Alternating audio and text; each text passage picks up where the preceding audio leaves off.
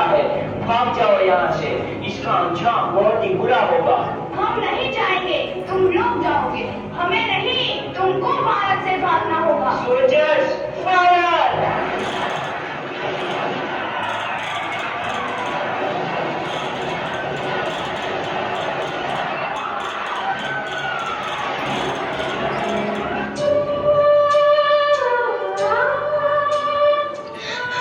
ये जमीन हमारी, ये धरती हमारी, ये खेत हमारे।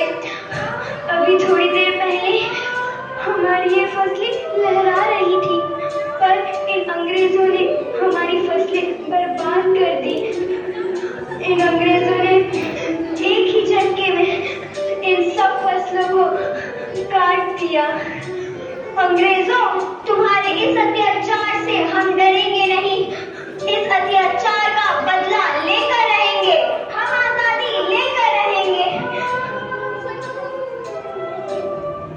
जलियांवाला बाग हर हिंदुस्तानी की आंख नम कर गया। इस कांड में कितने मासूमों की आहुति चढ़ गई, इतनी हैवानियत से इंसानियत कत्ल कर दी गई। जलियांवाला बाग के हत्याकांड ने आजादी की आग में घी देने का काम किया।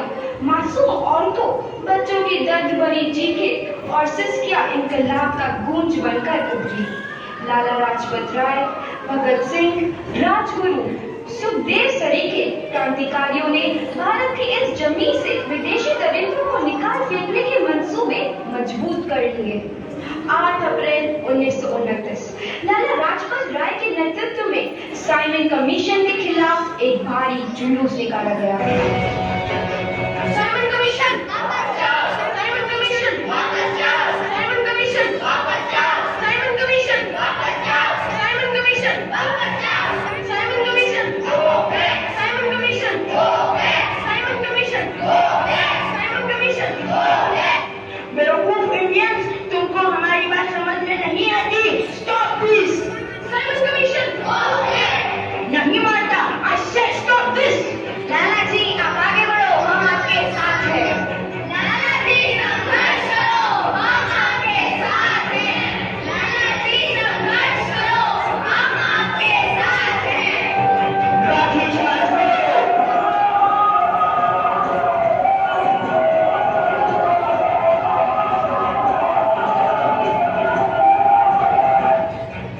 लाला जी को तो बहुत गहरी चोट लगी है, उनका सर फट गया है।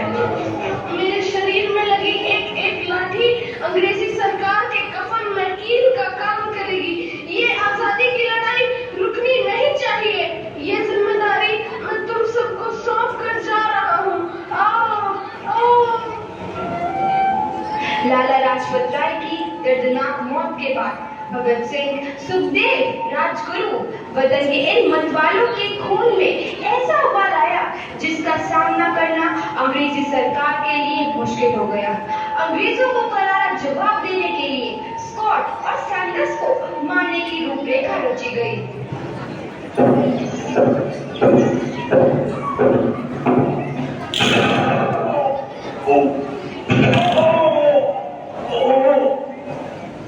सैंडर्स मारा गया।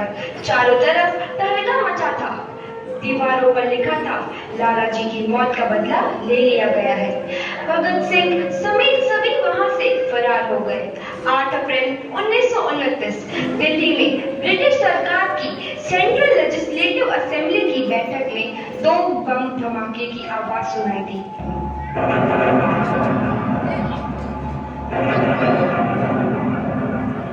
इन धमाकों ने अंग्रेजी हुकूमत को हिलाकर रख दिया।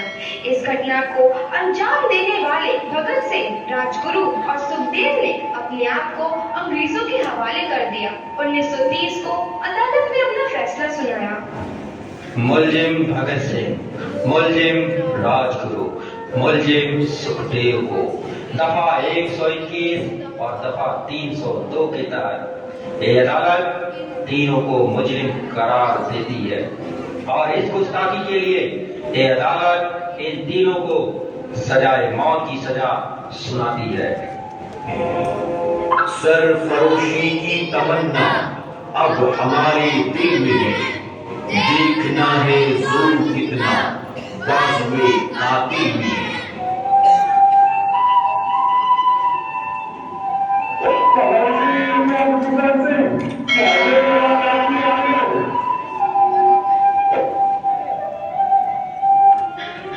पुत्र की हाय तेरा। मैं चंगा हूँ माँ, फिक्र करने की कोई गल नहीं। पुत्र, मेरा दिल तेरी तरह पत्थर दिल नहीं होगा। तेरी ये गला सुन के मेरा कलेजा फटे जा रहा है। माँ, मेरा दिल कोई पत्थर जैसा नहीं है, एक वतन परस्त का दिल है जो मेरे देश प्रेम के जज्बे को ताकत देता है। बेटा, मेरा लाल। माँ, आज मेरी तपस्या पूरी होने जा रही है। जे तू रोई तो मैंने तकलीफ हुई। सोच, तेरा पुत्र आज शादी करने वास्ते जा रहा है। फर्क केवल इतना है, वो घोड़ी पर नहीं फांसी पर चढ़ने वास्ते जा रहा है। आज तू क्रांतिकारी की माँ है, कल तू एक शहीद की माँ होगी। माँ। पुत्र, भगत, तू इतनी छोटी उम्र में हम सबको छोड़ के चला जाएगा। तूने जिंदगी में देखा ही क्या है पुत्र? मैंने अपनी माँ देखी है, जिसने मुझे एक ही बात बताई है कि बेटे, अपने देश के लिए एक बार मरना 100 बार जन्म लेने के बराबर होता है। अच्छा माँ, अब आशीर्वाद दे, आखिरी बार विदाई लेने का समय आ गया है। भगत, मेरे लाल।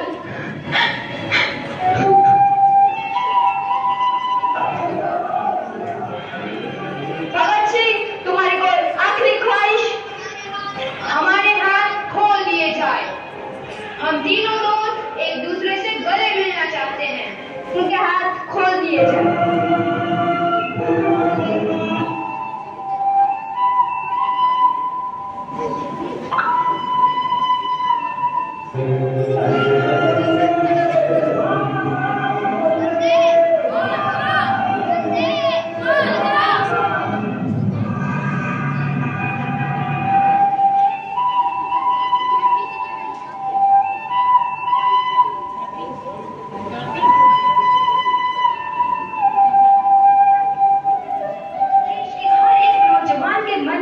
आजादी की नई उमंग हिलोरे लेने लगी।